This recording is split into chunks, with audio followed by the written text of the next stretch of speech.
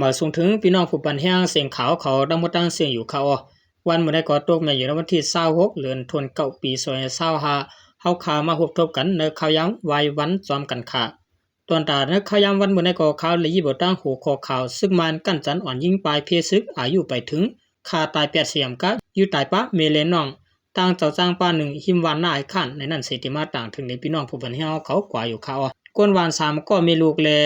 เจ้าจ้างตัวหนึ่งอันปลายเพซึกกว่าอยู่ไว้ตีเถียงในสวนหิมวันหน้าไอ้ขันหน้าไอ้ขันอันมีไผ่จานเวียงจอกเมยานไก่กันดาวเวียงถึง10 ลักนั้นในนั้นป้าตังอ่อนยิงอายุไปถึง18นั้น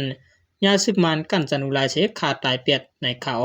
เมื่อวันที่24เดือนธันวาคมปี2025ยาม6ค่ำนั้นก้นวาน3ก็มีลูกปาเลี้ยงอายุ48ปีเลยนางยิงนางเตียงสะตั้งลูกชายชื่อใจหม่องความตั้งเจ้าจ้างป้า1อันเงื่องปลายเพกว่าอยู่ไว้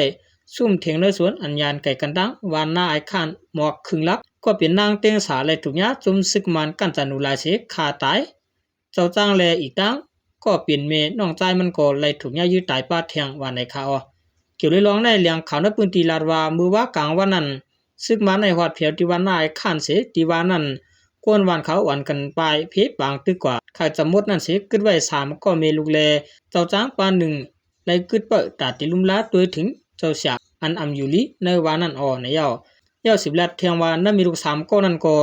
อันไล่ไปกว่าซ่อนอยู่ในสวนหิมวานั้นเมเลลูกใจถูกยื้อตายที่สวนกำเหลียวแลดูยิงอันไปเตรียมอายุนั่นก็ได้ถูกญาติซึกมันเมืองเลืองกันจันดุลายเสขาตายเป็ดเทียงในส่วนอันเขาไม่ลูก3ก็ไปกว่าซ่อนอยู่เศร้าไว้นั่นก็และหันป้าโคควางอันเกี่ยวข้องกันตั้งกวนซึกมันเขาตกไว้แลลาดยืนยันเลยว่าเป็นฝีมือซึกมันเขาก็ลงมือเฮ็ดสร้างก้อยขาหลังนั้นขายำตายกวนเมืองพักกาและสังขารเจ้าอันเกี่ยวข้องกันตั้งการซึกใน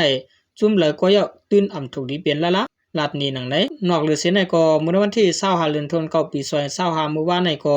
ซึกมันเอาหมักบ่ซึกปรองเทียนยาวให้เขาเจอปักเศร้าไว้เจอวันสักขันสารันหายังจำสุดวันเสตาก้อยกา